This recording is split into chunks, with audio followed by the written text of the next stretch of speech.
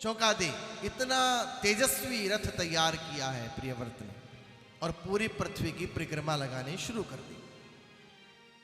विधाता ने ब्रह्मा जी ने नारद जी को कहा कि नारद जी आप जाके कहिए प्रियव्रत को कि मेरा बनाया हुआ कोई भी नियम गलत नहीं है। दिन है तो रात भी है, रात है तो दिन भी है। रोकिए जाकर के प्रियव्रत को, क्योंकि उसने संकल्प लिया है कि मैं अपने होते हुए इस धरती पर रात नहीं होने दूंगा। नारद जी महाराज ने आकर के समझाया कि बेटा, विधाता की बनाई हुई ये दुनिया, इसमें बनाए हुए नियम कुछ भी गलत नहीं है। जो विधि का विधान है उसी के अनुसार चलिए। समझाने पर प्रियव्रत ने उस व्रत को छोड़ दिया और उसकी समस्त उसके अंदर से अपनी रिद्धियों को, सिद्धियों को खींच लिया। ऐसे उस राजा के यहां पर एक बेटे का जन्म होता है जिसका नाम हुआ आग्निद्र। ये आग्निद्र महात्माओं की तरह जीवन यापन करने वाला था। जो मिल जाए सो ठीक, ना मिले सो ठीक, कछु लेना ना देना और मगन रहना। इस आग्निद्र के हुए नाभाग, इसी राजा नाभाग ने प्रथम बार, पहली बार इस पृथ्वी को बांटा, इस पूरे विश्व को बांटा 9 भागों में, 9 खंड किए। और 9 खंड में जो अजनाब खंड है, उस अजनाब खंड के भी 9 भाग किए, जिसमें 9वें भाग का नाम पड़ा भारतवर्ष। और हे राजन, इसी वंश में आगे भारतवर्ष में एक राजा हुए जिनका नाम हुआ नाभि। और नाभि के एक बहुत परम भक्त बेटा हुआ जिसका नाम हुआ ऋषभदेव। ये स्वयं भगवान का अवतार हुआ। बोले ऋषभदेव भगवान की। इन ऋषभदेव भगवान का विवाह जयंती के साथ में होता है और जयंती और ऋषभदेव से 100 पुत्रों का जन्म होता है। ऋषभदेव जी के 100 पुत्रों में एक पुत्र बहुत अच्छा था जिसका नाम हुआ भरत। हे राजन, इसी भारत के नाम से इस देश का नाम भारतवर्ष पड़ा। और इसी भारत के 3 जन्म होते हैं मोह के कारण। कथा सुनाते हैं। महाराज ऋषभदेव ने जयंती से विवाह किया, 100 पुत्र हुए। एक दिन मन में गलानी हुई कि मैं विषय भोग में फंसा पड़ा हूं, मैंने 100 बेटे पैदा कर दिए, मुझे क्या सुख मिला? आनंद तो भगवान के भजन से मिलता है, इसलिए घर बार त्याग दिया और फकीरों का भेष बना करके वन में रहने लगे। अपने पिता को ऐसा करते हुए देख करके भरत जी महाराज के भी मन में वैराग्य हो गया और उन्होंने भी घर त्याग दिया। अपने पिता की तरह फकीरों जैसा भेष बना करके जहां तहां पड़े रहते, ना नहाना ना धोना।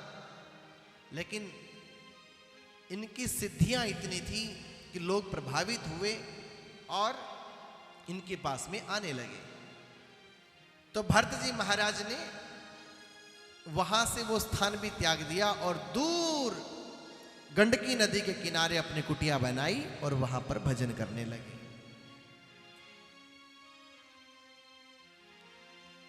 एक घटना घटती है।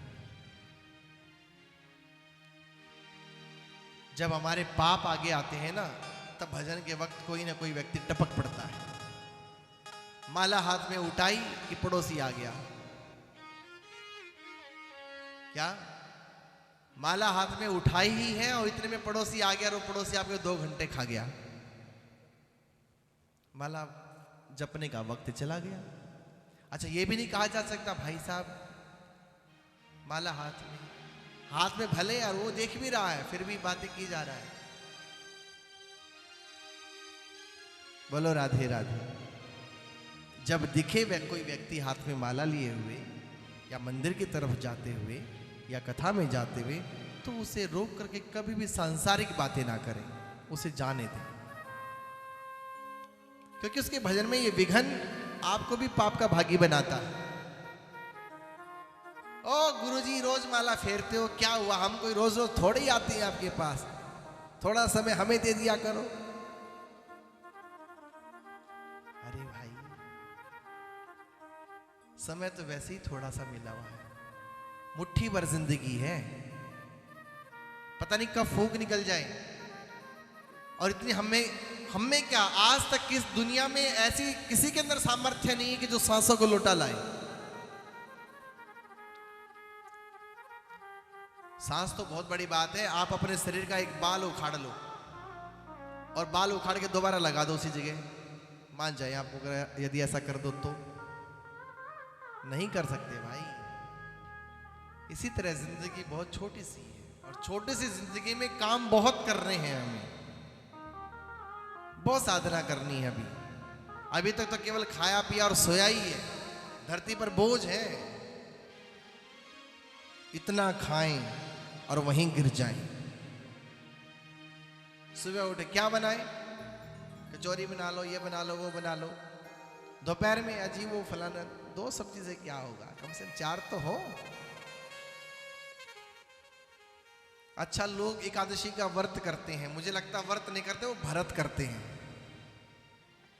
खूब खाएं और खा के फिर बीमार पड़ जाएं, फिर मर जाएं, फिर 20-20 गोलियां। बोलो राधे राधे। नींद आनी बंद हो जाती है। एक माता जी कथा में आती, महाराज तय कथा बहुत सोनी बाचस है। मैंने पूछा मैया कथा में क्या अच्छा लगा? तय नू ना पूछ, बता कथा बच्चे बहुत सोनी से। राजस्थानी थी वो, बड़ा अच्छा बोलती। लेकिन मैंने भी एक दिन हाथ पकड़ लिया, मैं कहा बता के जाओ कथा, कौन सी कथा अच्छी लगी? बोली महाराज थाने के बताऊं, घरा 4-4 गोली लेकर सो तय नींद को नहीं आवे और तेरी कथा में बैठते नींद आवस है। ए मीठी नींद आवस है, थाने के बताऊं। आ कमर लाकर सारा ऐसा बैठू सू, अठा बैठी उठा बैठी, ध्यान ही को नहीं रहे। मानो कि हम सोने का स्थान में हमने कथा में ढूंढ लिया हो, मनोरंजन का स्थान कथा में ढूंढ लिया हो। आहा भाई, कम खाओ और गम खाओ। कम खाया करो और गम खाया करो। जितना कम खाओगे उतना लंबा जियोगे। खाने को यदि कुछ है तो केवल गम है। बोलो राधे राधे। हाँ, मुझे कोई खाता हुआ बुरा नहीं लगता, ऐसा नहीं है कि मुझे कोई बुरा लगता खाते हुए। खूब खाओ भाई, मेरी ओर से कोई वो नहीं है, पर भले की बात तो यही है कि कम खाओ और गम खाओ। मैंने बड़े बड़े हरिद्वार में महात्मा भी देखे हैं। पहले मैं किसी, अब तो मैंने जाना छोड़ रखा सब जगह। मैं 4-5 साल से कहीं नहीं जाता हूँ। सबसे हाथ जोड़ के रखे, भाई भले ही मेरे द्वार कभी मत आना, आप क्षमा करें, पर मैं किसी के यहाँ नहीं जाता। और जब भंडारों में कई बार जाता तो देखा महात्मा थाली में चावल वाला आया, उसे 2 कड़छी डाली। ए ठहर, इधर आ, डाल, इधर आ। रोटी दी, ए 2 से क्या होगा, रख जा। दूसरा चक्कर आधे घंटे में आएगा, रख दे। मानो कि हम खाने के लिए ही जी रहे हैं। इसलिए कम खाएं। हाँ, खाना बुरा है, खिलाना बुरा नहीं। खूब खिलाओ, बढ़िया खिलाओ। किसने मना किया है? अभी हमने देखा कि मैया जी हरिद्वार आई और मुझे वो गुरुजी की बात याद आई। आपको पता होगा बहन जी, जब उस दौरान की बात है, लगभग 30-40 साल पहले, हमारे गुरुजी भोजन बना के रोटियां सेक के तवे पर मैं कंधे पर डालता और झोला लटका के हम दोनों गंगा किनारे बांटने जाया करते थे। जो महात्मा झोपड़ियों में बैठे एक जगह बैठे भजन करते थे, उन महात्माओं के लिए हम 4-4 रोटी और चटनी बना करके हम ले जाया करते थे और हम बांटा करते थे। और वो महात्मा जो है खा के फिर गंगा जल पी के और जो दुआ दिया करते थे, यकीन मानिए मैं कहीं कुछ पढ़ने नहीं गया, मैंने केवल डिग्रियां ली हैं। मैंने विद्यालय का मुंह नहीं देखा, केवल मेरे पास डिग्री है। कहने को मेरे पास आचार्य है, बीए है, एमए है, कहने को शास्त्र आचार्य मैंने की हुई है, लेकिन मैंने कभी पढ़ा नहीं है विद्यालय में। केवल पेपर देने गया और मुझे नहीं पता कैसे पास हो गया। ये सब उन महात्माओं का आशीर्वाद है।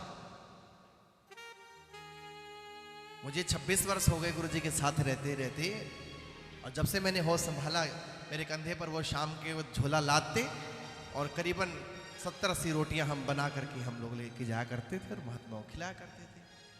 और आपको सच बता रहा हूं, वो लोग जो खाया करते थे उनको खाते हुए देख करके मन में इतनी शांति होती थी, इतना मन प्रसन्न होता था और इतनी अच्छी नींद आती थी। ऐसे लगता था कि पता नहीं हम धरती पर नहीं, हम स्वर्ग में जी रहे हैं। ऐसे गुरु मैया जी जब आई, देखा कि इतने सारे बिस्किट झोपड़ियों में जा जा करके बांटे। मैं खुद साथ गया, कोड़ियों में, जिन बेचारों को कोई नहीं देता, जो किस्मत के मारे हैं। याचिका नहीं वह याचनते बोधयंती ग्रहे ग्रहे। वो कोड़ी लोग स्वयं तो कोड़ी हैं, वो दूसरों को ये संकेत देते हैं, बोधयंती, बोध देते हैं, ग्रहे ग्रहे, घर घर में, कि भैया दो दो तुम, वरना हमारे जैसे बन जाओगे। कोड़ियों को भोजन कराया, वस्त्र बांटे, वहां पर बिस्किट बांटे। और रात को आके मुझे बड़ा अच्छा लगा और मुझे गुरुजी की वो बात याद आई। लेकिन जब मैं उनके रूम में गया, उनको लेटा हुआ देखा, सच में बैठ के बहुत रोया। मैं कहा वो समय कितना अच्छा था, जब हम दोनों ताला लगा करके दोनों निकला करते थे, बांट करके रोटी, गंगा किनारे बैठ के माला फेरा करते थे, फिर लौट करके आते थे, फिर 2 रोटी बनाई, खाई दोनों ने और सो गए। वहीं चटाई पे मैं सो जाया करता था, चारपाई पे गुरुजी सो जाया करते थे। उस समय कितना अच्छा था। सोचते हैं वो वक्त दोबारा लौट आए, पर भाई जो बीत गया सो बीत गया, बीत गई सो बीत गई, तकदीर का सिकवा कौन करे। जो तीर कमा से निकल गया, उस तीर का पीछा कौन करे, उस तीर का पीछा कौन करे। वक्त कभी लौट के नहीं आता, जो चला गया सो चला गया। हमें तो गुरुजी ने जीना सिखा दिया। यकीनन दुनिया क्या है, मैं क्या हूं, भगवान क्या है, ये सब कुछ बता दिया। और ये पता नहीं कौन से जन्म का पुण्य है, मालूम नहीं। गुरु का मिलना इतना आसान भी नहीं है।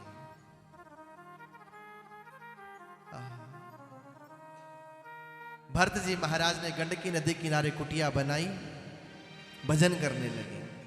उसी समय घटना घटती है, एक हिरनी, एक मादा हिरन जल पी रही थी नदी का। उसी समय एक सिंह की आवाज सुनती है और वो भय से कांप जाती है और नदी में छलांग मार के पार होना चाहती है। वो गर्भवती थी, कुछ भय के कारण और कुछ जल के कारण उसका प्रसव हो गया। उसने बालक को जन्म दे दिया और जन्म देकर के वो हिरनी मर गई। वो हिरन का बच्चा पानी में डूबने लगा तो भरत जी उस दृश्य को देख रहे थे, तो झट साधना से उठे और गंडकी नदी में कूद करके उस हिरन शावक को उठा करके बाहर ले आए, उस बच्चे को बाहर ले आए और सोचने लगे कि कैसे जीवित रहे। उसके जीने के लिए पूरी व्यवस्था करने लगे। अगली सुबह हुई, जो भजन का समय था वो सेवा में बीतने लगा। देखो, साधक भी भटक जाता है, कैसे? मोह के कारण। इसलिए भजन में, साधना में, अध्यात्म में यदि कोई नरक का द्वार कहा है तो वो केवल मोह है। मोह, भैया मोह मत करना। और यहां पर भरत जी को मोह हुआ और ऐसा मोह हुआ कि पूरा ध्यान केवल उस हिरण के बच्चे के ऊपर वो लगाने लगे। धीरे धीरे धीरे वो बच्चा बड़ा हुआ और भरत जी महाराज की आयु जब समाप्त होने लगी, आखिरी समय आया, तो भरत जी सोचने लगे कि मैं तो मरने जा रहा हूं, इस हिरण के बच्चे की रक्षा कौन करेगा? इसे कोई हिंसक पशु खा जाएगा, ये भूखा प्यासा होगा, कौन इसकी व्यवस्था करेगा? और हिरण का ध्यान करते करते शरीर छूट गया। अंत गति सामति। अगला जन्म हिरण का लेना पड़ा। हिरण का ध्यान करते करते मरे तो अगले जन्म में हिरण बने। इसलिए हम कहते हैं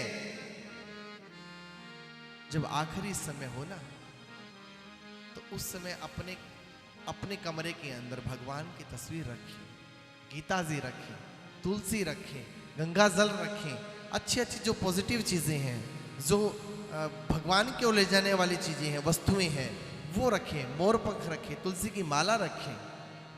जिनको देख करके किसी संत भगवान की तस्वीर कमरे में लगाएं, जिसको देख करके आपको भगवान की याद आए। अंतमति सागति, भरत जी को हिरण बनना पड़ा, लेकिन हिरण बनने के बाद भी ज्ञान तो पुराने जन्म का था। वन में अग्नि लगी, शरीर छोड़ दिया। अगला जन्म हुआ ब्राह्मण के यहां पर, अंगिरस नामक ब्राह्मण के यहां, और वहां भी नाम पड़ गया जड़ भरत, क्योंकि काम धाम कुछ करते नहीं थे। ज्ञानी तो ज्ञान तो रहता है, ये ज्ञान इस जन्म का नहीं, पता नहीं कितने जन्मों पुराना है। तो जड़ भरत जी महाराज को ज्ञान तो पुराना था, इसलिए जड़ भरत जी महाराज ने काम धाम कुछ नहीं किया और घर से बाहर होकर के वन में जाकर के अपने साधना में लग गए। घर वालों ने कहीं धक्का मार दिया है, वो खुद निकले। अनेकों कथाएं हैं, लेकिन इतनी कथा कही है सुखदेव जी ने कि उन्होंने घर को छोड़ दिया और वो वन में आकर के तप करने लगे। एक समय की बात है, जब वो तप कर रहे थे, साधना कर रहे थे, भगवान के ध्यान में डूबे हुए थे, रहुगण नाम का एक राजा वहां से गुजर रहा था। उस रहुगण ने पालकी में 4 कहार लगाए हुए थे। वो पालकी को ढो रहे थे, पालकी में राजा बैठा था। कुछ दूर जाने पर एक कहार बीमार हो गया। उसने कहा, राजन मैं पालकी ढोने में असमर्थ हूं। तो रहुगण ने कहा, जो भी मार्ग में मिल जाए तुम उसे पालकी में जोत लो। आगे मिल गए भरत जी, तो जड़ भरत जी को पालकी में जोत लिया। पालकी को लेकर के चलने लगे। कुछ दूर जाने पर चींटियों का एक लाइन, एक समूह आता नजर आया। तो जड़ भरत जी महाराज उनको बचाने के लिए उछले, तो पालकी उछली और पालकी में बैठा हुआ राजा, उसके सिर में लगी बल्ली, डंडा लगा बड़े जोर का। वो चिल्लाया, मूर्खो, अरे इतना खाते हो, दिन में 6-6 बार खाते हो और एक ढंग से पालकी नहीं ढोई जा रही। कार घबराए, बोले महाराज अभी ये जो ये नया बाबा आया मोटा ताजा, यही सब कर रहा है, हमने कुछ नहीं किया। अब उसने जो है भला बुरा कहना शुरू किया। भागवत जी में तो बहुत वर्णन है, ऐसे आप शब्द कहे हैं मैं नहीं कह सकता। एक संत के प्रति, एक साधक के प्रति जो वाणी प्रयोग की है रहुगण ने, वो मैं नहीं कहूंगा। सिर्फ इतना ही कहा कि मैं तेरी चिकित्सा करूंगा। अरे तू बोलता नहीं, तू मुर्दे के समान है। क्या तू मुर्दा है? अरे चल रहा है, फिर रहा है, मुझे लगता है कि तू जीवित मुर्दा है। तू धरती पर बोझ है, अरे कुछ तो बोल। तू बोल क्यों नहीं रहा? देख, यदि तू नहीं बोला तो मैं तेरे को सजा दूंगा, और तू है कौन ये तो बता।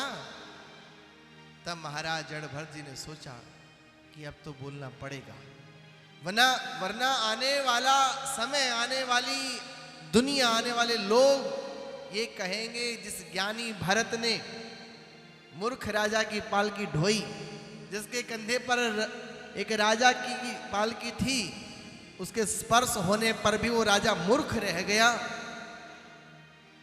तो लोग भरोसा किस पर करेंगे? मेरा संग मिला है इस राजा को और ये राजा मूर्ख रह जाए, इसलिए मुझे बोलना पड़ेगा। और जड़ भरत जी महाराज पालकी को सीधा करके और वार्तालाप करते।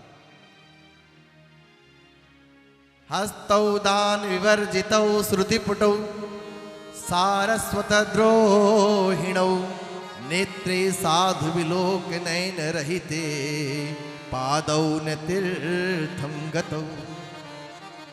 हे राजन, मुझे मालूम है तू कौन है। तू रहुगण है और तू सिंधु देश का राजा है, और तू ज्ञान लेने के लिए कपिल ऋषि के यहाँ जा रहा है।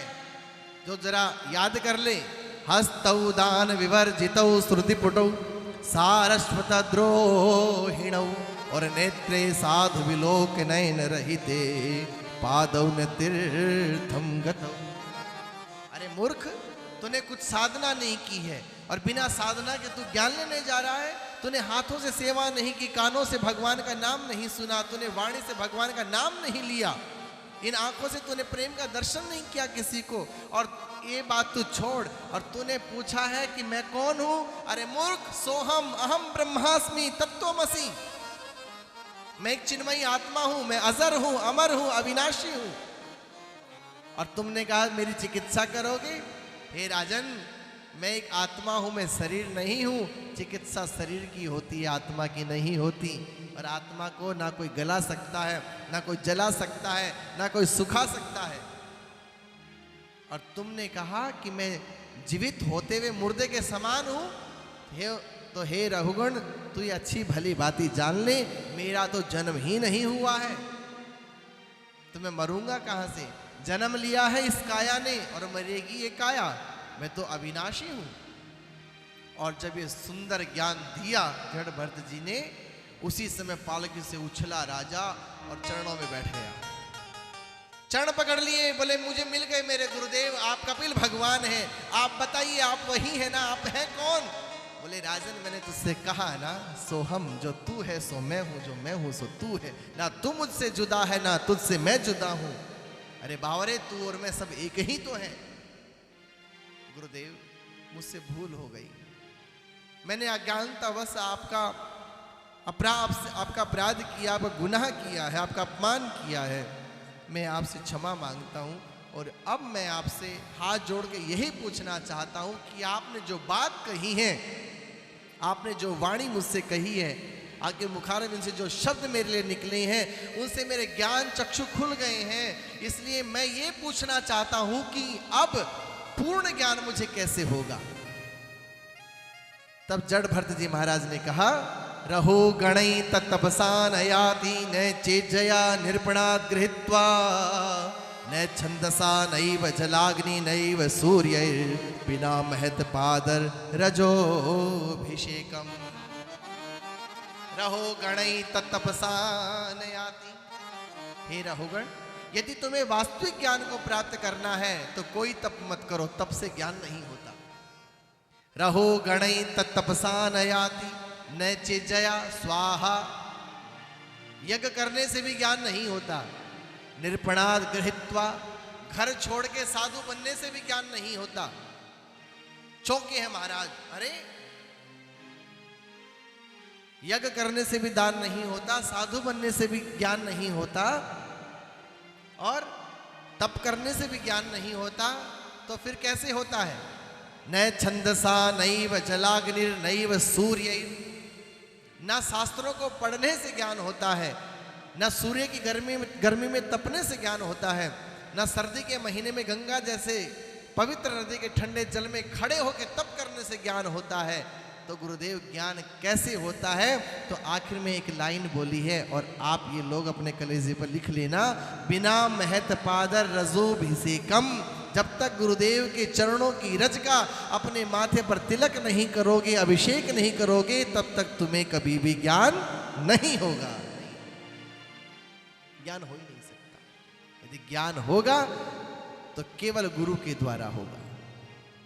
बिना महत पादर रजोभिषेकम, जब तक उनके चरणों की रज को शीश पर नहीं लगाएंगे तब तक ज्ञान नहीं होगा।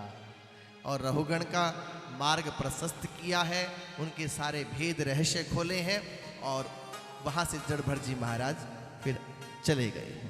इस सुंदर कथा को सुनाते हुए महाराज परीक्षित को सुखदेव जी महाराज ने क्या हुई, तो अगली बार 2019 में 16 जून से हम लोग बद्रीनाथ में कथा करने जा रहे हैं।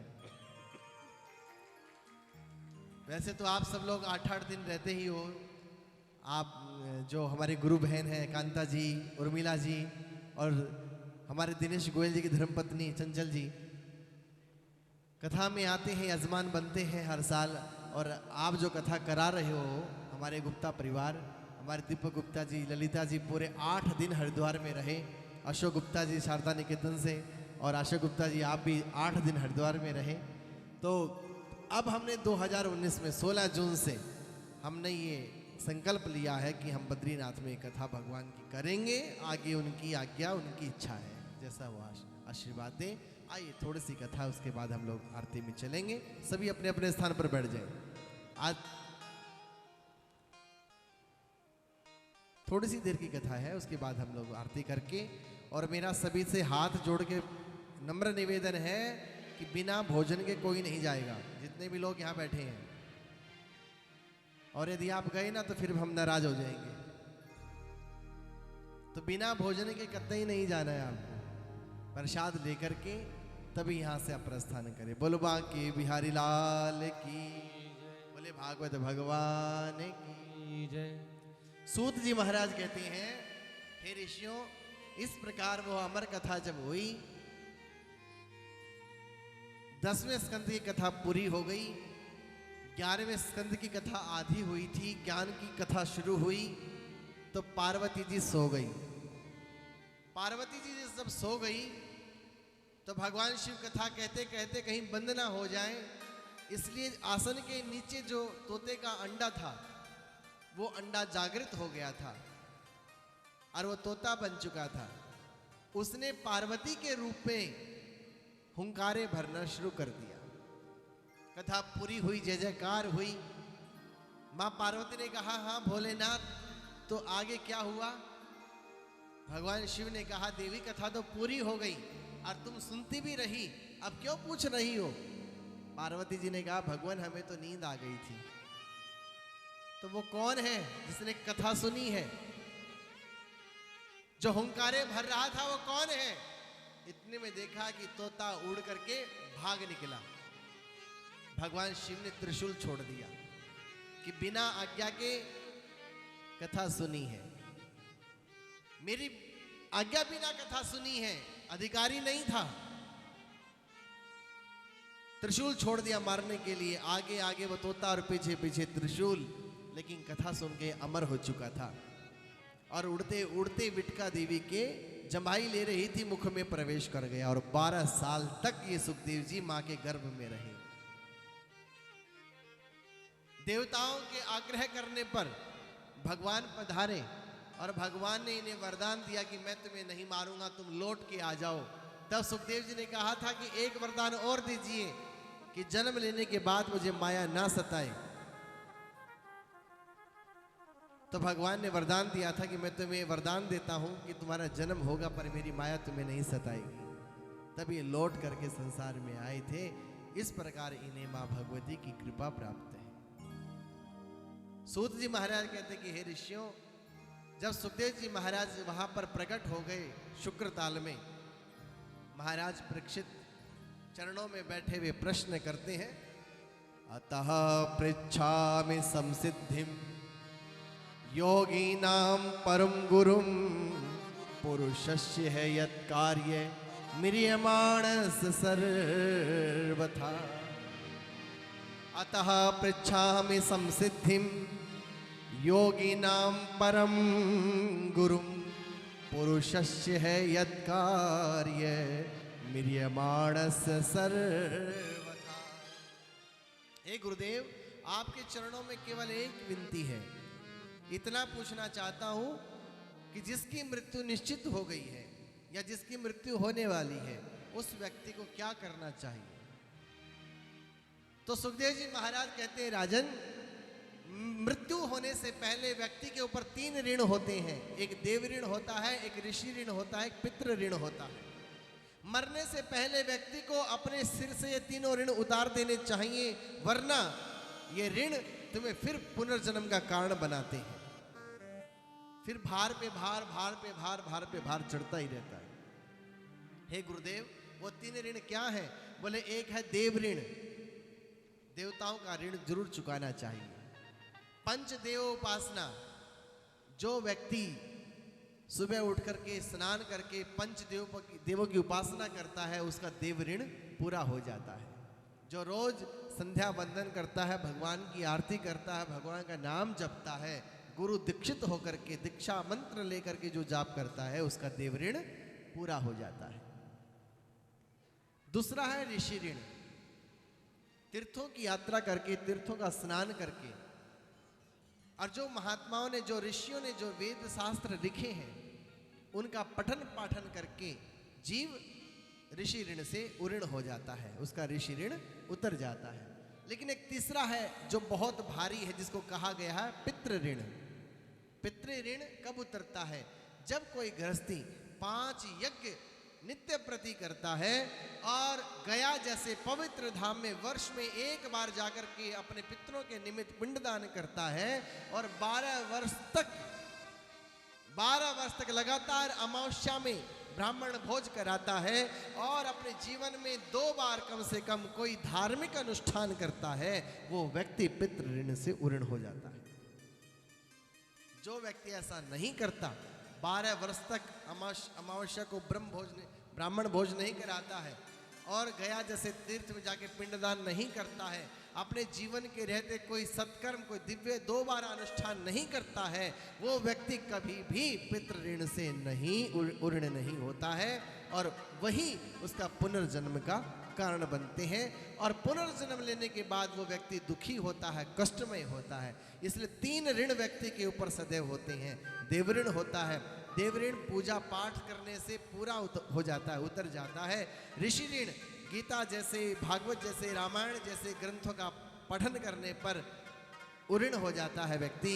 तीर्थों में स्नान करके ऋषि ऋण से मुक्त हो जाता है। जो ऋषियों ने ग्रंथ लिखे हैं, भागवत जी नहीं,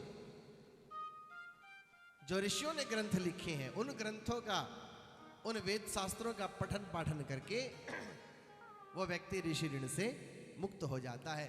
लेकिन जो पितृ ऋण है 12 वर्ष तक, अब है कोई ऐसा? बताओ, कोई नहीं होगा। गया जैसे पवित्र तीर्थ में पिंडदान तो कराए आएंगे उनसे पीछा छुड़ाने के लिए कि छोड़ आए, और कोई तुम्हें तुम्हारे घर से निकाल के छोड़ाए तो अपने जीवन में कोई दिव्य अनुष्ठान यदि आपने नहीं किया है, भागवत जैसा अनुष्ठान नहीं किया है, यदि आपने ऐसे पवित्र अनुष्ठान को, पितृ गायत्री है या भागवत जी है या फिर कोई साधना है, आपने नहीं की है, तो आप पितृ ऋण से मुक्त नहीं हो सकते। और फिर भूल जाइए सुख के बारे में। यदि आपको सुखी होना है तो आपको ये करना ही पड़ेगा। प्रत्येक अमावस्या को ब्राह्मण को भोजन कराएं, गाय को भोजन कराएं, पक्षियों को दाना डालें, और खासकर यदि बहुत जल्दी यदि आपको पितृ ऋण से मुक्त होना है तो शनिवार के दिन कुत्तों को दूध पिलाएं। उनको कभी ना दुत्कारें, कभी गाली ना दें, कभी डंडा ना मारें। पितृ ऋण बहुत भारी होता है। भूमि के देवता होते हैं पितृ, और यदि आपने भागवत सुन ली है या भागवत करा ली है तो आपके पितृ मुक्त हो जाते हैं, मोक्ष को प्राप्त कर जाते हैं। क्योंकि भागवत एक ऐसा अनुष्ठान है, एक ऐसा यज्ञ है, इससे ऊपर ना कोई यज्ञ हुआ है और ना कोई हो सकता। क्योंकि भगवान के सारे अवतारों की कथा है इसमें, और 4 शब्द हैं भागवत, धर्म अर्थ काम मोक्ष, ये चारों को देने वाली है। जिसने अपने जीवन में एक बार आसन पे बैठ करके, एक आसन पे बैठ के भागवत जी को सुन लिया, या स्वयं उसका पाठ कर लिया, या भागवत का पाठ करा लिया, वो व्यक्ति पितृ ऋण से मुक्त हो जाता है। बोलो बांके बिहारी लाल की। हे राजन, अब तुम्हारे पास समय बहुत कम है। क्या? अब तुम्हारे पास समय बहुत कम है, केवल 7 दिन बचे हुए हैं। 7 दिन में बताओ तुम कितने तीर्थ कर लोगे? 7 दिन में तुम कितने वेद शास्त्रों का पाठ कर लोगे? तुम कितना पितरों के लिए क्या कार्य कर लोगे? हे राजन, इन 7 दिनों में यदि तुम्हें मुक्त होना है तो केवल अब एक साधन बचा हुआ है, वो है श्रीमद् भागवत की कथा। इन 7 दिनों में यदि तुम्हें मुक्त होना है तो केवल एक रास्ता है, एक साधन है, केवल श्रीमद् भागवत की कथा। इसलिए हे राजन, आओ मैं तुम्हें कथा सुनाता हूँ, इसी कथा से तुम्हारा मोक्ष हो जाएगा। और उस समय जब महाराज परीक्षित का मोक्ष हुआ, स्वयं ब्रह्मदेव, भगवान शिव, शेष, महेश, शारदा, सारे देवता उस आश्चर्य को देख रहे थे। ये पहला आश्चर्य हुआ कि एक जीवित व्यक्ति मोक्ष पदवी को कैसे प्राप्त करता है। एक आदमी जिसको श्राप हुआ, अकाल मृत्यु हुई, अकाल मृत्यु होने वाले को भी जो मुक्त कर दे, उसी का नाम है श्रीमद् भागवत। और इस कथा को कहने वाले बैठे हैं श्री सुखदेव जी महाराज।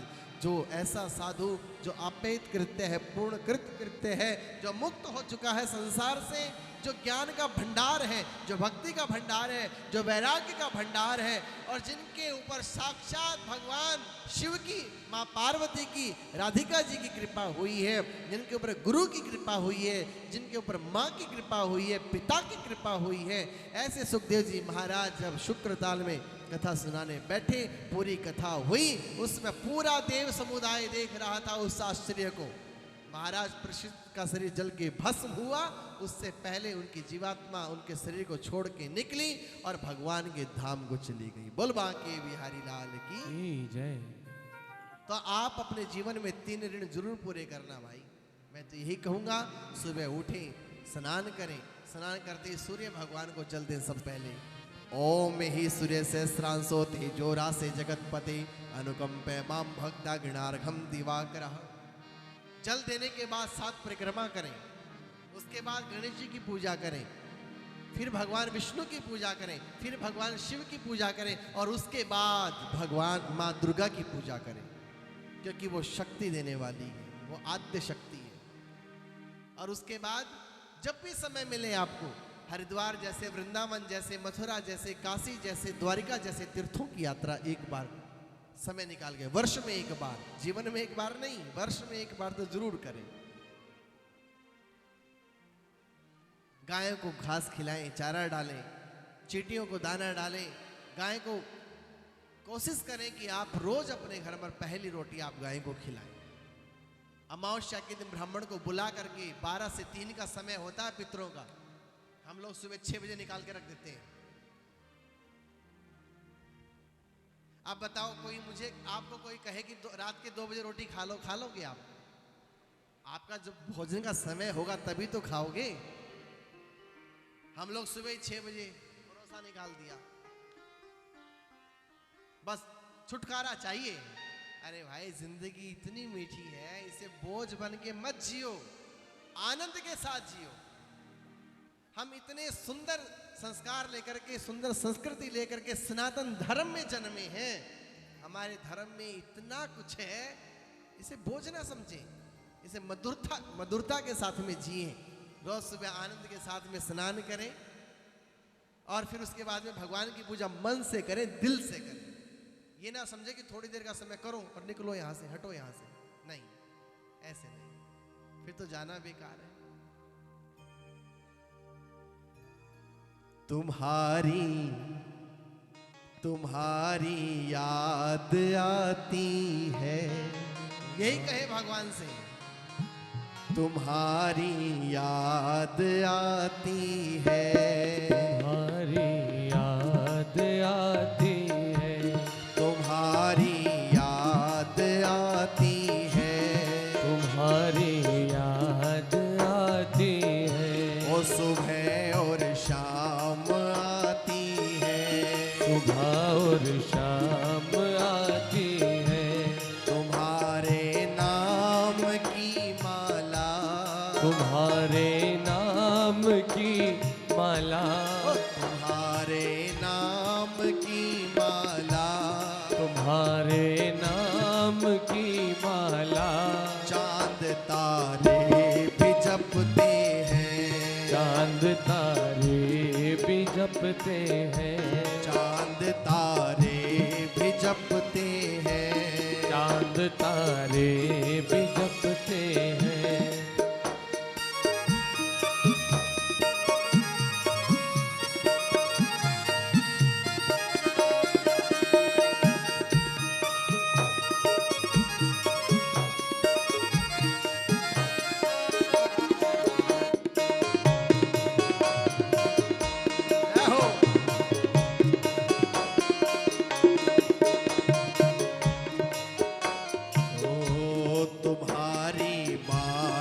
तकते हैं, तुम्हारी बाट तकते हैं,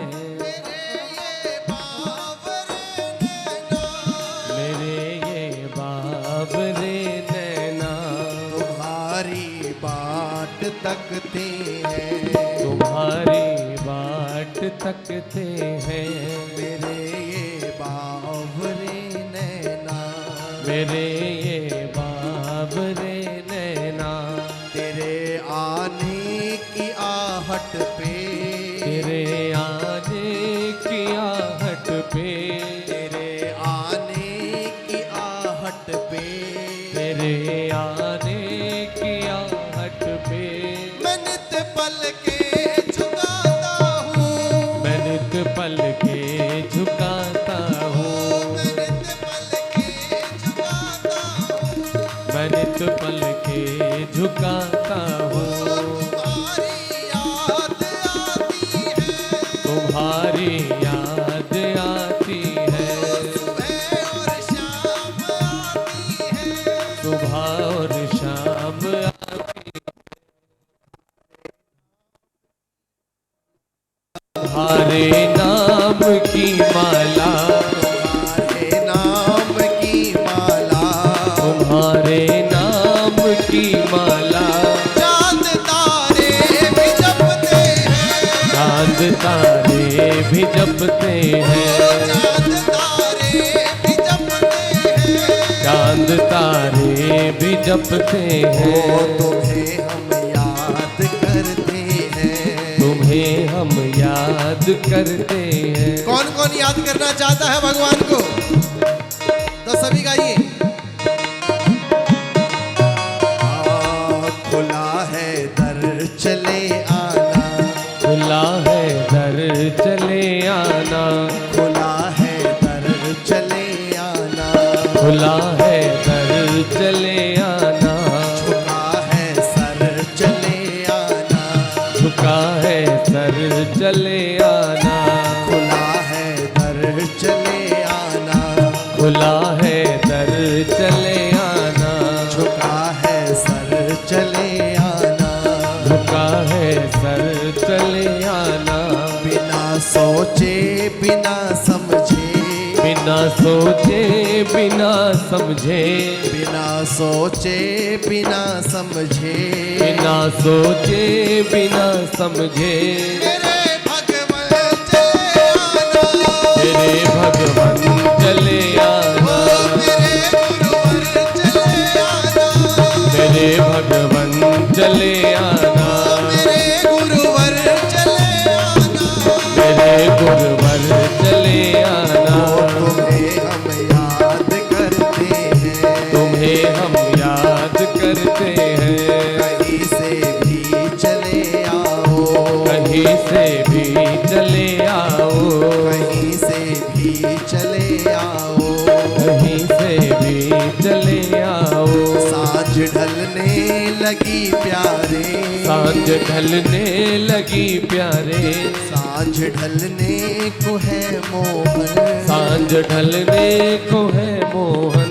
झलक अपनी दिखा जाओ, झलक अपनी दिखा जाओ, झलक अपनी दिखा जाओ, झलक अपनी दिखा जाओ, झलक अपनी दिखा जाओ, झलक अपनी दिखा जाओ, झलक अपनी दिखा जाओ, झलक अपनी दिखा जाओ, झलक अपनी दिखा जाओ, झलक अपनी दिखा जाओ। बदलते मौसम की बहारों में मैंने तुम्हें देखा है, बदलते मौसम की बहारों में मैंने तुम्हें देखा है, और चांद सितारों की सूरत में मैंने तुम्हें देखा है। मेरे महबूब तेरी पर्दा नसीनी की कसम, मैंने आंसुओं की कतारों में तुझे देखा है।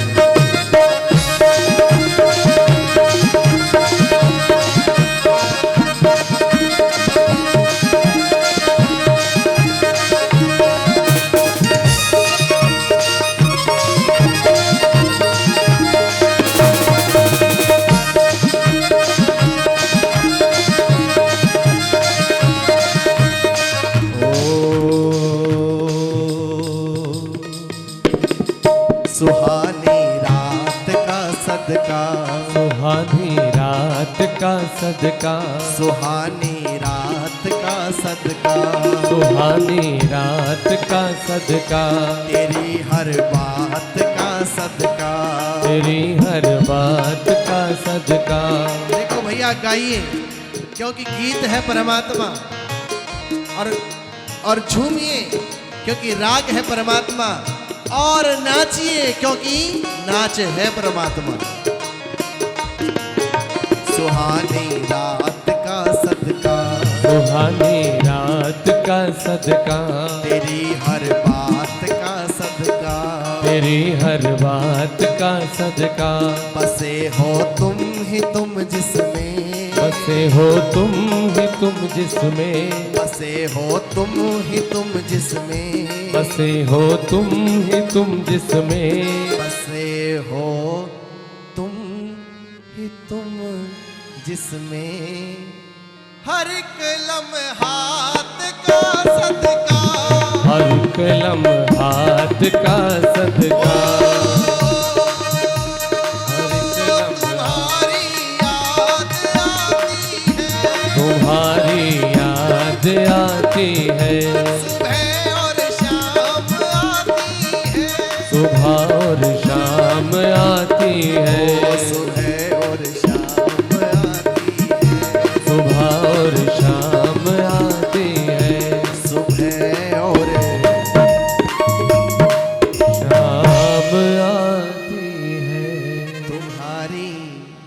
याद आती है। और देखिए आपकी याद भगवान को खींच लाएगी। आज आपने अर्धनारीश्वर भगवान की झांकी का दर्शन किया। कल आप जिन लड्डू गोपाल की पूजा करते हो ना मंदिर में, बिल्कुल वैसा ही स्वरूप आपको मिलेगा। कथा में आने से पहले अपने लड्डू गोपाल से नजरें मिला के आना और कहना हम आपको कथा में देखना चाहते हैं। और कल आपको लड्डू गोपाल ठीक वैसे ही जैसे आपके घर में रखे हैं, वैसे ही कल आपको यहाँ पर लड्डू गोपाल भगवान की झांकी का दर्शन होगा। तो इतनी सुंदर झांकी है लड्डू गोपाल की, आप जरूर देखेंगे। और लेकिन घर से आने से पहले नजरें मिला के आना, कहना प्रभु बदलते मौसम की बहारों में मैंने तुझे देखा है, बदलते मौसम की बहारों में मैंने तुझे देखा है, चांद सितारों की सीरत में मैंने तुझे देखा है, मेरे महबूब तेरी पर्दा नसीनी की कसम मैंने आंसुओं की कतारों में तुझे देखा है। आप नजरें मिला के आना और यहाँ बैठ के देखे ना, आपको बिल्कुल वैसे नारायण नारायण नारायण, लक्ष्मी नारायण नारायण नारायण, लक्ष्मी नारायण और भक्तवत्सल भगवान की श्रीमन नारायण नारायण नारायण, श्रीमन नारायण नारायण नारायण, श्रीमन नारायण नारायण नारायण, श्रीमन नारायण नारायण नारायण, श्रीमन नारायण नारायण नारायण, श्रीमन नारायण नारायण नारायण, नारायण। नरसिंह भगवान की, भक्तवत्सल भगवान की। आरती गाऊं करे तुमको रिझाऊं, आरती गाऊं करे तुमको रिझाऊं प्यारे, आरती गाऊं तुमको रिझाऊं प्यारे, आरती गाऊं श्याम सुंदर तेरी आरती गाऊं, हे गिरधर तेरी आरती गाऊं,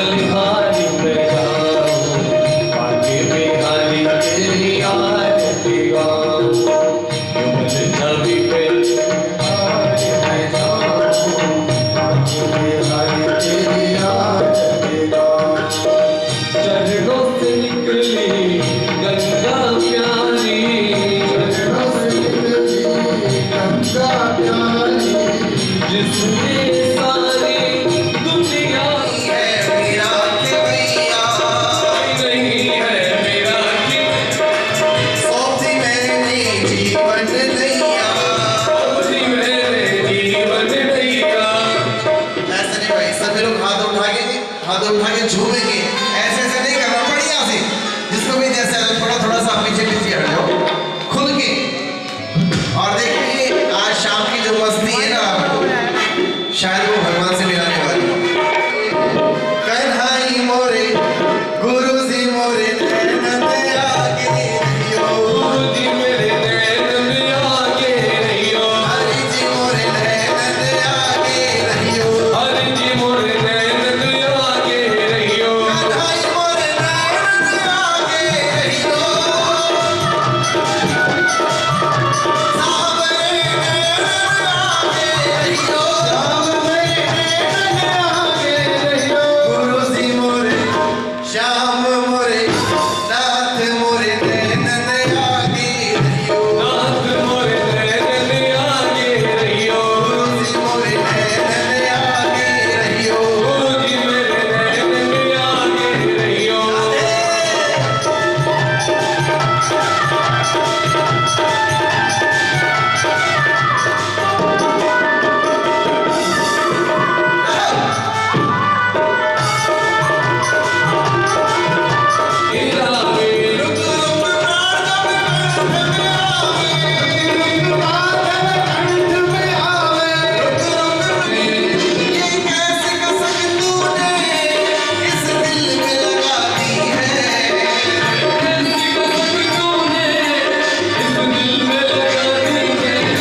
ये कैसी कसक तूने इस दिल में लगा दी है, ये कैसी कसक तूने इस दिल में लगा दी है, मैंने तुझे रो रो के, मैंने तुझे रो रो के हंसने की दुआ दी है, मैंने तुझे रो रो के हंसने की दुआ दी है,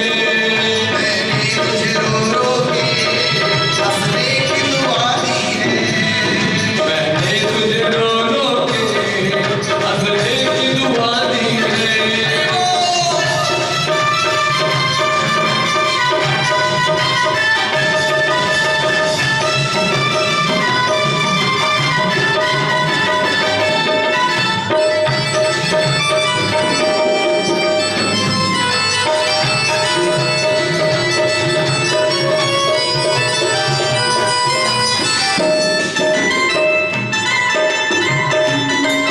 तेरी याद में मनमोहन दिन रात जला करते, तेरी याद में मनमोहन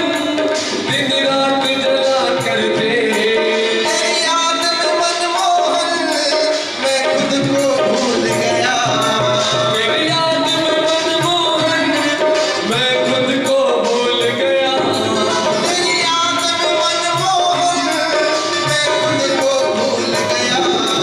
तेरी याद में मनमोहन मैं खुद को भूल गया, तुझे पाने की खातिर, तुझे पाने की खातिर, तुझे पाने की खातिर, तुझे पाने की, तुझे पाने की खातिर, तुझे पाने की खातिर दुनिया ही लुटा दी है, पाने की खातिर दुनिया की लुटा दी है, पाने की खातिर दुनिया ही लुटा दी है, खुद पाने की खातिर दुनिया ही लुटा दी है,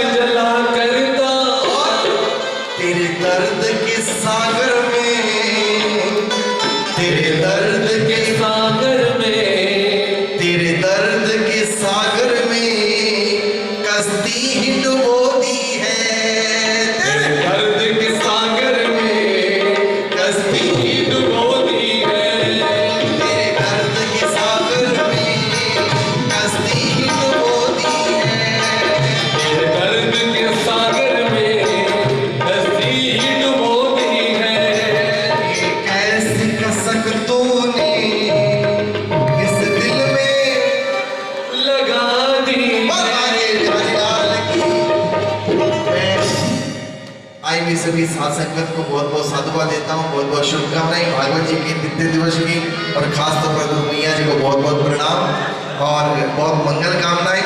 और मैं चाहूँगा एक बार जोरदार तालियां से पुनः स्वागत करेंगे मैया जी का।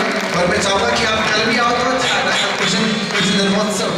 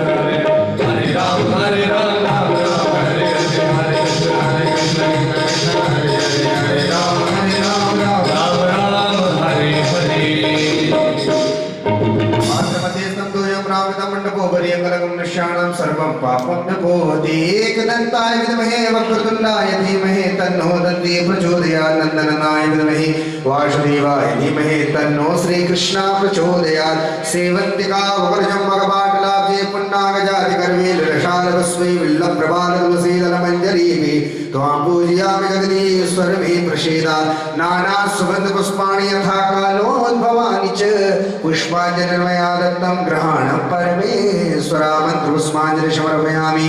बोलिए श्रीमद्भागवत महापुराण की, श्री सुखदेव जी महाराज की, व्यास भगवान की, वृंदावन बिहारी लाल की, पितृदेवताओं की जय जय श्री राधे, जय जय श्री राधे, जय जय श्री राधे श्याम।